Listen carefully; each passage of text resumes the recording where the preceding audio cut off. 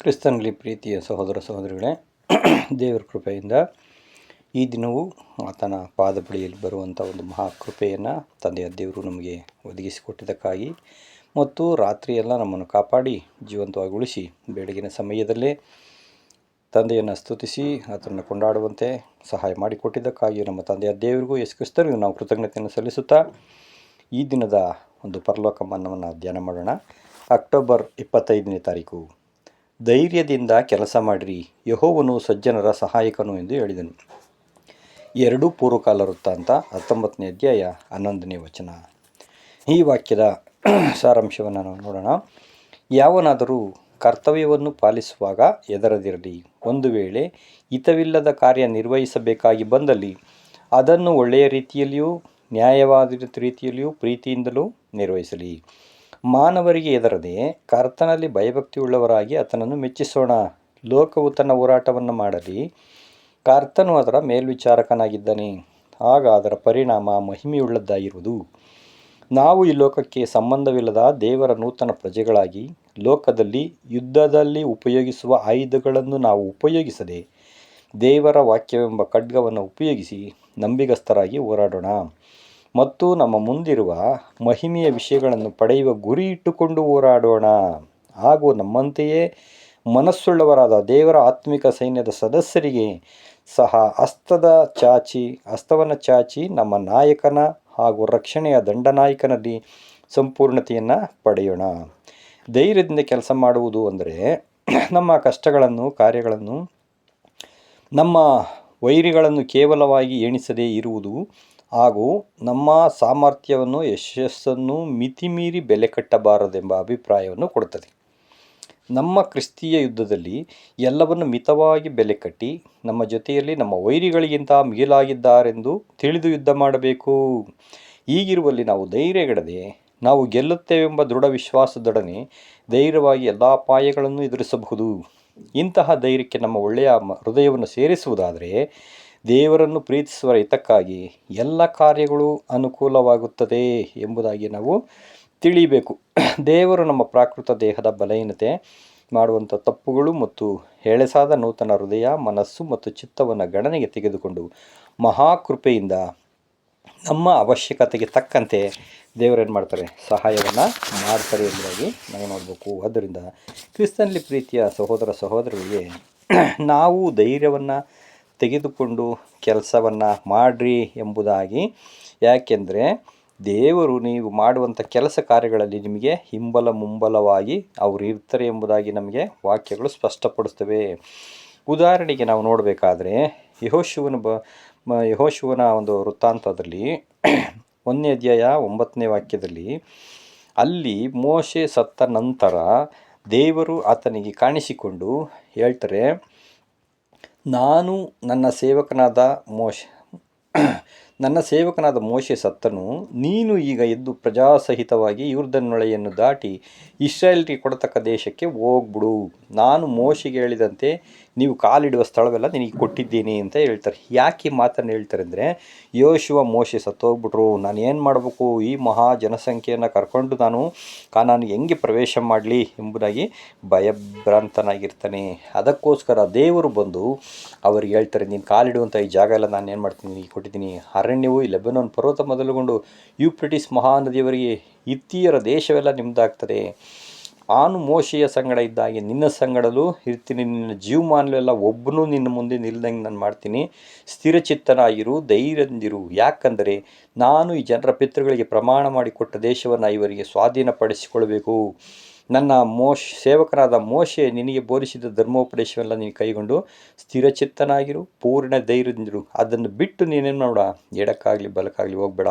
ನೀನು ಎಲ್ಲಿ ಹೋದ್ರೂ ಕೃತಾರ್ಥನಾಗ್ಬಿಡ್ತಿ. ಈ ಧರ್ಮಶಾಸ್ತ್ರ ಯಾವಾಗಲೂ ನಿನ್ನ ಬಾಯಲ್ಲಿರಲಿ ಅಂತ ಅವ್ರನ್ನೇನು ಮಾಡ್ತಾರೆ, ಧೈರ್ಯವನ್ನು ಪಡಿಸ್ತಾರೆ ಎಂಬುದಾಗಿ ನಾವು ನೋಡ್ತೀವಿ. ಅದರಿಂದ ನಾವು ಯಾವುದೇ ಕೆಲಸ ಕಾರ್ಯ ಮಾಡಬೇಕಾದ್ರೂ, ಏನಾದರೂ ಸಮಸ್ಯೆಗಳು ಬಂದರೂ, ಇಕ್ಕಟ್ಟಾದರೂ ನಮಗೆ ಧೈರ್ಯ ಬರಬೇಕು. ಅಥವಾ ಭಯ ಬಂದಾಗ ಏನು ಮಾಡಬೇಕು ಅಂದರೆ, ಈ ಥರ ದೇವರು ನಂಬಿಗಸ್ತರಾದ ಸೇವಕರು ಪಿತೃಗಳು ಯಾವ ರೀತಿಯಲ್ಲಿ ಈ ಧೈರ್ಯದ ಸಮಯದಲ್ಲಿ ನಿರ್ಧಾರವನ್ನು ತೆಗೆದುಕೊಂಡರು ಎಂಬುದಕ್ಕೆ ಅವರ ಚರಿತ್ರೆಯನ್ನು ನಾವು ಓದುವಾಗ ಅವರ ಜೊತೆ ದೇವರು ಯಾವ ರೀತಿ ಇದ್ದು ನಡೆಸಿದನು, ಯಾವ ರೀತಿ ಬಲಪಡಿಸಿದನು, ಅನಂತರ ಅವರು ಯಾವ ರೀತಿ ಜಯವನ್ನು ಹೊಂದಿದರು ಎಂಬುದಾಗಿ ನಾವು ತಿಳಿದುಕೊಂಡಾಗ ಮತ್ತಷ್ಟು ನಮಗೆ ಬಲ ಧೈರ್ಯಗಳು ಬರ್ತವೆ.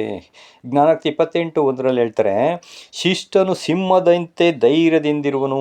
ನೋಡಿ, ಶಿಷ್ಟನು ಯಾವತ್ತೂ ಹೆದರ್ಕೊಳಕ್ಕೆ ಹೋಗಲ್ಲ, ಸಿಂಹದ ಥರ ಧೈರ್ಯವಾಗಿರ್ತಾನೆ. ಕಾರಣ ಅವನು ನಾನು ಒಳ್ಳೆಯದನ್ನು ಮಾಡಿದ್ರೆ ನನಗೆ ಕೇಡು ಮಾಡುವರು ಈ ಲೋಕದಲ್ಲಿ ಯಾರಿದ್ದಾರೆ ಅಂತ ಭರವಸೆ ಉಳ್ಳವನಾಗಿರ್ತಾನೆ. ಯಾಕೆಂದರೆ ನಾನು ಒಳ್ಳೆಯದನ್ನೇ ಮಾಡ್ತಾ ಇರಬೇಕಾದ್ರೆ ನನಗೆ ಕೆಟ್ಟದ್ದಾಗಕ್ಕೆ ಸಾಧ್ಯನೇ ಇಲ್ಲ, ದೇವರು ನನ್ನ ಜೊತೆಯಲ್ಲಿದ್ದಾರೆ ಅಂತ ಧೈರ್ಯವಾಗಿರ್ತಾನೆ. ಯೆಹೆಜ್ಕೇಲ 2:6 ಯೆಹೆಜ್ಕೇಲನಿಗೆ ದೇವರು ಹೇಳ್ತಾರೆ, ನನಗೆ ದ್ರೋಹ ಮಾಡಿದಂಥ ಇಸ್ರೇಲರ ಬಳಿಗೆ ನಾನು ನೀನು ಕಳಿಸ್ತಾ ಇದ್ದೀನಿ. ನೀನು ಮುಳ್ಳು ಕಂಪೆಗಳಿಗೆ ಸಿಕ್ಕಿಕೊಂಡು ಚೇಳುಗಳ ನಡುವೆ ವಾಸಿಸುವಂತೆ ಅವರ ಮಧ್ಯದಲ್ಲಿ ಇದ್ದರೂ ಸಹ ಅವರಿಗೆ ನೀನು ಭಯಪಡಬೇಡ, ಅವರಿಗೆ ನೀನು ಹೆದರಬೇಡ, ಅವರ ಬಿರುನುಡಿಗೆ ನೀನು ಬೆಚ್ಚಬೇಡ. ಅವರು ಕೇಳಿದ್ರು ಕೇಳದೆ ಹೋದ್ರು ನನ್ನ ಮಾತುಗಳನ್ನು ನೀನೇನು ಮಾಡೋರಿಗೆ ಹೇಳು ಅಂತ ಧೈರ್ಯವನ್ನು ಪಡಿಸ್ತಾರೆ. ಯಾಕೆಂದರೆ ಯೆಹೆಜ್ಕೇಲ ಹೆದರ್ಕೊಳ್ತಾರೆ. ಆವಾಗ ದೇವ್ರು ಬಂದು ಈ ರೀತಿಯಾಗಿ ಧೈರ್ಯ ಪಡಿಸ್ತಾರೆ. ಅದೇ ಯೆಹೆಜ್ಕೇಲ 3:9 ಅವರ ಕಠಿಣ ಮುಖಕ್ಕೆ ನಾನು ನಿನ್ನನ್ನು ಮುಖವನ್ನು ಕಠಿಣ ಮಾಡ್ತೀನಿ, ಅವರ ಹಣೆಗೆ ಪ್ರತಿಯಾಗಿ ನಿನ್ನ ಹಣೆಯನ್ನು ಕಗ್ಗಲ್ಲಿನಂತೆ ವಜ್ರದಂತೆ ನಾನೇನು ಮಾಡ್ತೀನಿ. ಯಾಕಂದರೆ ನಾನು ನಿನ್ನ ಜೊತೆಯಲ್ಲಿರುವ, ನೀನು ಯಾಕೆ ಭಯ ಪಡ್ತೀಯಾ? ಹೋಗು, ಸುವಾರ್ತೆಯನ್ನು ಅಥವಾ ನಾನು ಹೇಳಿದಂಥ ಒಂದು ವಿಷಯಗಳನ್ನು, ಪ್ರವಾದನೆಗಳನ್ನು ಅವ್ರಿಗೆ ಏನು ಮಾಡು, ತಿಳಿಸು. ಅವ್ರಿಗೆ ಮುಂದೆ ಬರುವಂಥ ತೊಂದರೆಗಳನ್ನು, ಅಪಾಯಗಳನ್ನು ನೀನು ಸಾರು ಅಂತ ಹೇಳ್ತಾರೆ. ಪೌಲರು 2 ತಿಮೋತಿ 1:7 ಹೇಳ್ತಾರೆ, ನೀವು ಯಾಕೆ ಹೆದರ್ಕೊಳಕ್ಕೆ ಹೋಗ್ತೀರಾ? ಯಾಕೆ ಧೈರ್ಯಗೆಡ್ತೀರಾ? ಲೋಕದಲ್ಲಿ ಬರುವಂಥ ಕಷ್ಟ ಆಗ್ಬೋದು, ಸುವಾರ್ತೆ ಸಾರೋದಕ್ಕೆ ಭಯ ಆಗ್ಬೋದು. ದೇವರು ನಮಗೆ ಕೊಟ್ಟಿರುವಂಥದ್ದು ಬಲ, ಪ್ರೀತಿ, ಶಿಕ್ಷಣಗಳ ಆತ್ಮ ಅಲ್ವಾ, ಏಡಿತನದ ಆತ್ಮ ಕೊಟ್ಟಿದ್ದಾರಾ? ಆದ್ದರಿಂದ ನೀನು ಸುವಾರ್ತೆ ವಿಷಯದಲ್ಲಿ ನಾಚಿಕೆ ಪಡದೆ ಶ್ರಮೆಯನ್ನು ಅನುಭವಿಸು ಅಂತ ತಿಮೋಥೆಯನಿಗೆ ಏನು ಮಾಡ್ತಾರೆ, ಬರೆದು ಧೈರ್ಯವನ್ನು ಪಡಿಸ್ತಾರೆ ಅಂತಕ್ಕಂಥದ್ದನ್ನು ನಾವು ನೋಡ್ತೀವಿ. ಇಲ್ಲಿ ದಾನಿಯೇಲ್ ಗ್ರಂಥದಲ್ಲಿ ನಾವು ನೋಡಬೇಕಾದ್ರೆ ಶದ್ರಕ್, ಮೆಷಕ್, ಅಬೇದ್ನೆಗೋ ಅವರನ್ನು ಅಲ್ಲಿರ್ತಕ್ಕಂಥ ಅಧಿಕಾರಿಗಳು ಇವ್ರನ್ನ ಯಾವ ರೀತಿಯಲ್ಲಾದರೂ ಇವರು ಹೆದರೋದಿಲ್ವಲ್ಲ ಅಂತ ಇವ್ರನ್ನೇನಾದರೂ ಇದು ಮಾಡಿಬಿಡ್ಬೇಕು, ತೊಂದರೆ ಕೊಡಬೇಕು ಅಂದ್ಬಿಟ್ಟು ಒಂದು ದಾನಿಯೇಲನ ಒಂದು ಪ್ರತಿಮೆಯನ್ನು ಮಾಡಿಸಿ, ಈ ಪ್ರತಿಮೆಗೆ ಯಾರು ಅಡ್ಡ ಬೀಳಲ್ವೋ ಅವ್ರನ್ನೇನು ಮಾಡೋಣ, ಈ ಒಂದು ಉರಿಯುವ ಆವಿಗೆಯೊಳಗೆ ಹಾಕಿ ಅವ್ರನ್ನ ಕೊಲ್ಬಿಡೋಣ ಅಂದ್ಬಿಟ್ಟು ಯೋಜನೆಯನ್ನು ಮಾಡ್ತಾರೆ. ಅದಕ್ಕೆ 1 ತಿಂಗಳೊಳಗೆ ಯಾರಾದರೂ ಈ ಒಂದು ಪ್ರತಿಮೆಗೆ ಅಡ್ಡ ಬೀಳದೆ ಹೋದರೆ ಅವರನ್ನು ಆವಿಗೆಯಲ್ಲಿ ಹಾಕಿ ಸಾಯಿಸ್ತೀವಿ ಅಂತ ಆಜ್ಞೆಯನ್ನು ಹೊರಡಿಸ್ತಾರೆ. ಆದರೆ ಈ ಶದ್ರಕ್, ಮೆಷಕ್, ಅಬೇದ್ನೆಗೋ ಅವರು ಹೆದರದೆ ಧೈರ್ಯದಿಂದ ದಾನಿಯೇಲ 3:16-17 ಚಿತ್ತವಿಲ್ಲದೆ ಇದ್ದರೂ ರಾಜನೇ, ನೀನು ನಿಲ್ಲಿಸಿದ ಪ್ರತಿಮೆಗೆ ನಾವು ಪೂಜಿಸೋದಿಲ್ಲ, ದೇವರ ಚಿತ್ತ ಇದ್ದರೆ ದೇವರು ಹೇಗೂ ರಕ್ಷಿಸ್ತಾರೆ ಅಂತ ಧೈರ್ಯದಿಂದ ಮಾತನಾಡುವುದನ್ನು ನಾವು ನೋಡ್ತೀವಿ. ಆ ಧೈರ್ಯವೇ ಅವ್ರನ್ನ ಏನು ಮಾಡ್ತಂದರೆ ಉರಿವಿಗೆ ಆವಿಗೆಗಳಿಗೆ ಹಾಕಿದ್ರು ಅವ್ರನ್ನ ರಕ್ಷಿಸಿ ಕಾಪಾಡ್ತು ಅಂತ ನೋಡ್ತೀವಿ. ದಾನಿಯೇಲ 6:18 ದಾನಿಯೇಲನನ್ನು 3 ದೇಶದ ಮುಖ್ಯಾಧಿಕಾರಿಗಳಲ್ಲಿ ಒಬ್ಬನನ್ನಾಗಿ ನೇಮಿಸ್ತಾರೆ ದಾರ್ಯಾವೇಶು. ಆಗ ಆ ಅಧಿಕಾರಿಗಳಿಗೆ ಹೊಟ್ಟೆ ಕಿಚ್ಚು ಬಂದು ಇವನನ್ನು ಹೇಗಾದರೂ ಮಾಡಿ ನಾಶ ಮಾಡಬೇಕು ಅಂತೇಳಿ, ಧರ್ಮದಿಂದಲೇ ಹೊರತು ಇವನ್ನ ಯಾವುದ್ರ ವಿಷಯದಲ್ಲಿ ನಾಶ ಮಾಡೋಕ್ಕಾಗಲ್ಲ ಅಂತ ತಿಳ್ಕೊಂಡು, ಯಾರಾದರೂ ರಾಜನೇ 1 ತಿಂಗಳಲ್ಲಿ ನಿನ್ನನ್ನು ಪೂಜೆ ಮಾಡೋದು ಬಿಟ್ಟು ಬೇರೆ ಯಾರಿಗನ್ನಾದರೂ ಪೂಜೆ ಮಾಡಿದ್ರೆ ಅವನನ್ನು ಸಿಂಹದ ಗವಿಯಲ್ಲಿ ಹಾಕಬೇಕು ಅಂದ್ಬಿಟ್ಟು ರಾಜಾಜ್ಞೆಯನ್ನು ಹೊರಡಿಸ್ತಾರೆ.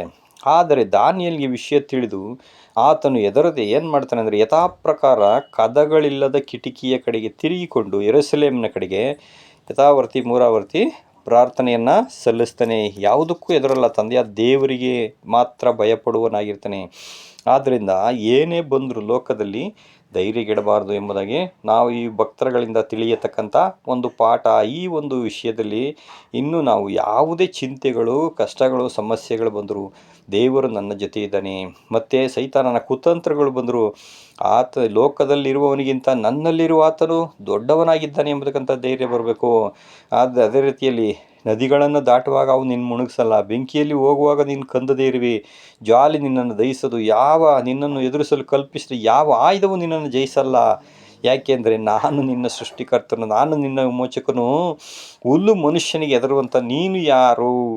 ಮನುಷ್ಯರಿಗೆ ಯಾಕೆ ಹೆದರ್ಕೊಳ್ತೀರಾ, ಮನುಷ್ಯರಿಗೆ ಯಾಕೆ ಭಯಪಡ್ತೀರಾ, ಎಂಥ ಅಮೂಲ್ಯವಾದಂಥ ವಾಕ್ಯಗಳು, ವಾಗ್ದಾನಗಳು ದೇವರು ನಮಗೋಸ್ಕರ ಸತ್ಯವೇದದಲ್ಲಿಟ್ಟಿದ್ದಾರೆ. ಕರ್ತನಲ್ಲಿ ಪ್ರೀತಿಯ ಸಹೋದರ ಸಹೋದರಿಗಳೇ, ಇವುಗಳನ್ನು ನಾವು ಮನಸ್ಸಿನಲ್ಲಿ ಧ್ಯಾನ ಮಾಡಿಕೊಂಡು ಕಷ್ಟ ಸಮಯದಲ್ಲಿ, ಇಕ್ಕಟ್ಟಿನ ವೇಳೆಯಲ್ಲಿ ನಾವು ಸುವಾರ್ತೆಯನ್ನು ಸಾರುವಂಥ ಸಂದರ್ಭಗಳಲ್ಲಿ ಯಾವುದೇ ರೀತಿಯಲ್ಲಿ ಧೈರ್ಯಗೆಡದೆ ಧೈರ್ಯದಿಂದ ನಮ್ಮ ಕೆಲಸವನ್ನು ನಾವು ಮಾಡೋಣ.